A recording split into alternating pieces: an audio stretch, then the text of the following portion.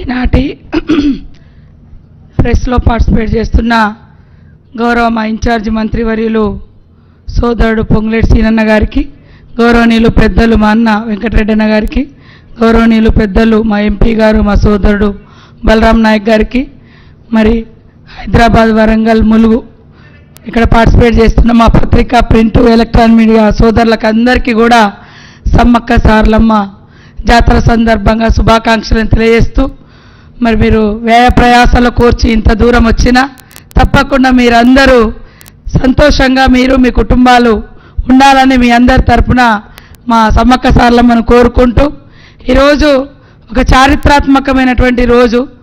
ఉమ్మడి ఆంధ్రప్రదేశ్లో కానీ తెలంగాణ రాష్ట్ర చరిత్రలో కానీ ఎప్పుడూ కూడా మరి క్యాబినెట్ అనేది హైదరాబాద్ బయట జరగలేదు.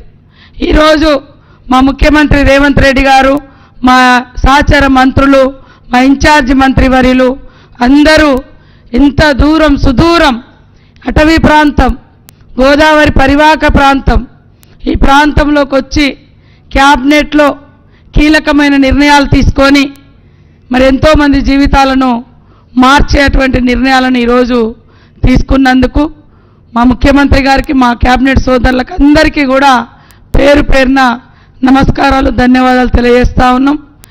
మీరు చూసిరు గుడి కూడా సెప్టెంబర్ 24 నాడు వచ్చి మాస్టర్ ప్లాన్ రిలీజ్ చేస్తే అక్టోబర్ నెల మొత్తం దాదాపుగా మంత్ ఎండింగ్ వరకు వర్షాలు విపరీతంగా ఉండే.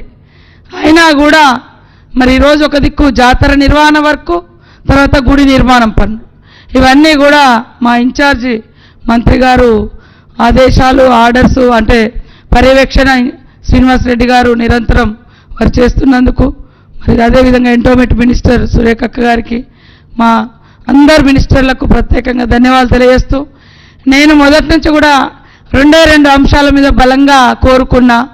ఒకటి, అధికారికంగా ఎప్పుడైనా సమ్మక్క సారలమ్మకు సేవ చేయాలి అధికారంలో ఉండి అనుకున్నా. అది ఇన్నాళ్లకు కళ నెరవేరడమే కాకుండా ఆ కళని ఏదో నా అవకాశం కోసము, నా హోదా కోసము కాకుండా కొన్నేళ్ళు, కొన్ని వందల సంవత్సరాలు, వేల సంవత్సరాలు సమ్మక్క సారలమ్మ చరిత్ర భవిష్యత్తులో ఉండాలి అనేది ఆ కళ ఈరోజు గుడి నిర్మాణంతో మరి చేయడం జరిగింది. గతంలో నేను ములుగులో తలాపునే నీరు బారుతుంది కానీ మాకు నీళ్లు రావట్లేదని 2006, 2008లో కూడా పాదయాత్ర చేసినాం. గత 10 సంవత్సరాల్లో కూడా అనేక సార్లు అడిగినాం. ఎందుకంటే తెలంగాణ తెచ్చుకునేదే నీళ్లు, నిధులు, నియామకాలని. కానీ గోదావరి నుంచి దేవాదుల నీళ్ళు కానీ, తుపాకులగూడెం బ్యారేజ్ కానీ ఇవన్నీ పోయినా మాకు నీళ్లు రావడం లేదని. కానీ ఈరోజు మరి ములుగు మండలంలో లిఫ్టు, పొట్లాపురం లిఫ్టు, దానికి దాదాపుగా 8,000 ఎకరాలు ఇప్పుడున్న ఆయకట్టు ఇంకా కొంచెం చేసుకుంటే 15,000-20,000 ఎకరాలకు కూడా పారుతుంది. 143 కోట్ల రూపాయలతోటి ఈరోజు క్యాబినెట్లో మొట్టమొదటిసారి వరంగల్ జిల్లాలో తలాపునే గోదావరి ఉండి ఉమ్మడి వరంగల్ జిల్లాలో అప్పటి నుంచి చేసిన పోరాటం ఇన్నాళ్లకు కళ నెరవేరినందుకు నిజంగా రైతన్నల యొక్క చెమట చుక్కలను చూసిన వ్యక్తులుగా రోజు అరే నీళ్ళు ఇక్కడి నుంచే పోతున్నాయి, ఇక్కడ వస్తలేవు, పక్కనే 100 కిలోమీటర్లు మాకు గోదావరి ప్రవహించేది, నీళ్ళు రాలేదు.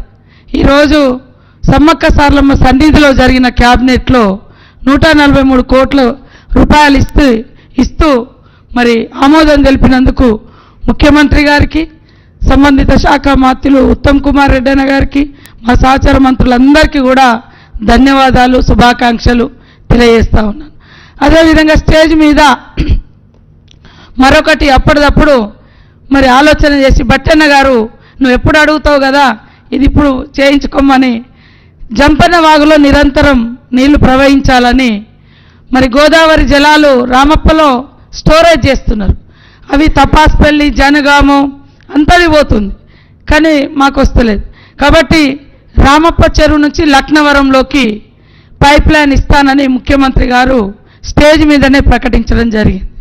సో అది కూడా దాదాపుగా 30-35 కోట్ల రూపాయలతోటి ఈ సమ్మక్క సారలమ్మ సన్నిధిలో మేము సాధించుకున్నది.